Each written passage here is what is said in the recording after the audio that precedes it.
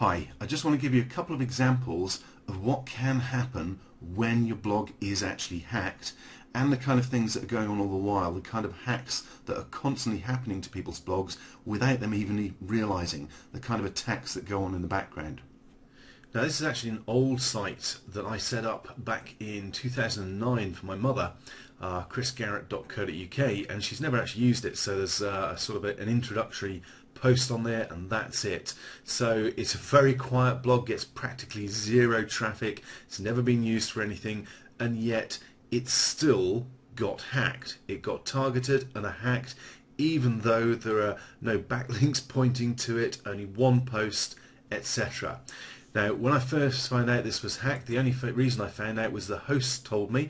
Obviously, it's not a blog that I'm regularly keeping an eye on, so I found out through the web hosts themselves who suspended the account. Now, here I am in the cPanel AW stats for the site itself, and we can see here chrisgarrett.co.uk, looking at September 2012. It was September that this happened in. Now, if I scroll up, you can see that generally this site gets very little traffic, 50 to 60 or 70 uniques a month, so it's a very quiet blog. As I say, there's practically nothing on there. And then in September, all of a sudden the numbers went up massively, and you can see here 7th, 8th, 9th of September, suddenly they were doing 400 visits a day, 700 visits a day, 300. That would have probably been higher again, except that's when the account got suspended. And if I scroll down, you'll see the days targeted were Friday, Saturday and Sunday, which I suspect may be deliberate, maybe an attempt to catch the webmaster out because they're off for the weekend, not working. Okay, let's scroll down a bit further and have a look at what was actually going on. Okay, here's the important bit, the page's URLs. Here's the code that's been inserted into the blog, and this looks like PP update. In fact, if I scroll down here, I think there's one that actually says PayPal on it somewhere. Can't find it now. I'm sure there's one here that says PayPal. Basically what this looks like it's being used for is a landing page for a phishing trip to get people to put in their PayPal email address and password to grab that, steal it, and basically hijack their PayPal account. Okay, so you can see how important this is. This site effectively now will have a bad reputation. I'm going to have to put in requests with Google and Yahoo and Bing to get it re-included in the index, because it most likely will have been dropped. In fact, if we went to one of these pages, you'll see what we get is this website has been reported as unsafe. Okay, so I've tried to go to one of those URLs and it's brought up this warning message. In fact, if that's what it looks like in Internet Explorer, this is the version for Firefox. So you can see it's really not a nice screen.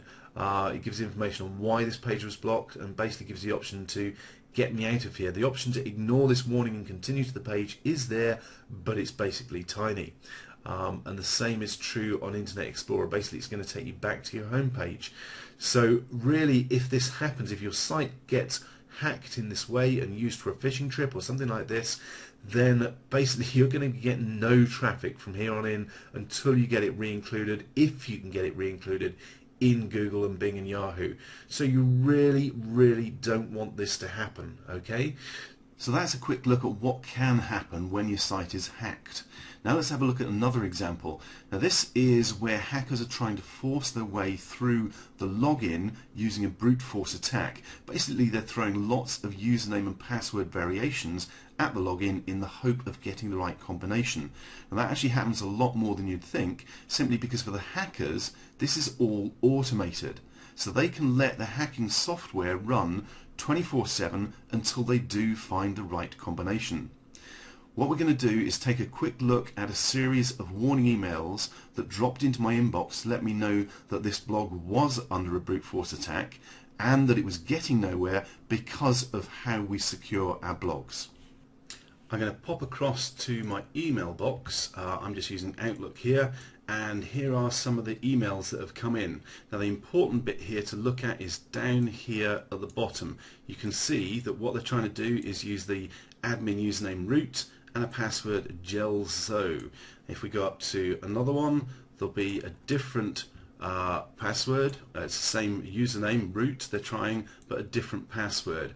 And if we scroll up through, you can see the lots of these coming in, all on the same day, all within minutes of each other, or within the same minute here, 10:38. You can see how fast these attacks are occurring. And if I scroll down again, you'll see this time it's still username root, but this time a different password again. So if I scroll up, let's go a bit further up, so you can see hundreds of these things are basically coming through, and it's still going for the admin username root, but another password this time. Let's scroll up again, and let's have a look at this time. It's still, no, it's a different username, it's webmaster, and now it's going after the password administrator123456.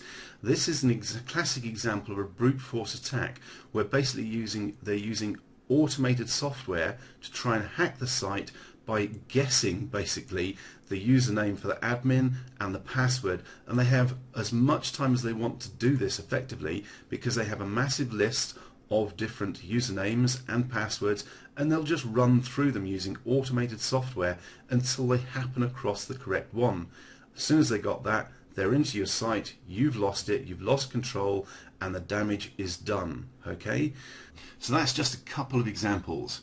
Basically, if you use WordPress to build your sites, then if you're not already being targeted by hackers, you will be sooner or later, probably sooner. The number of hacking attacks has risen dramatically this year and shows no sign of slowing down. So it's more important than ever to learn just how to lock down your blog to make sure hackers don't take away all your hard work. Now, that's exactly what Blog Defender shows you in simple to follow step-by-step videos, all using free plugins and tools to make sure your WordPress site is safe. Don't let hackers do to your site what they did to my mum's. Learn how to lock down your site today.